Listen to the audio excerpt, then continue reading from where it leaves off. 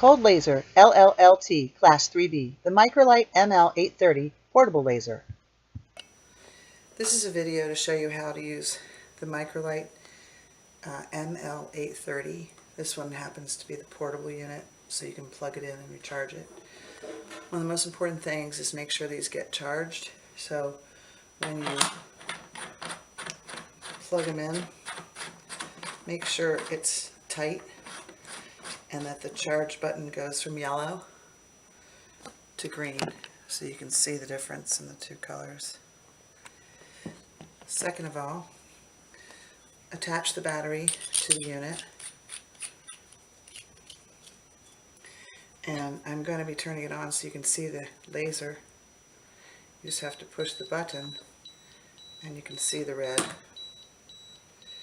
And the beep is too noisy, just put your finger over the back to stop the noise. The beep will go on for roughly 33 seconds and deliver a cold laser dosage of 3 joules. So you'll have to reapply the treatment over and over and over. So when the beep ends, push the button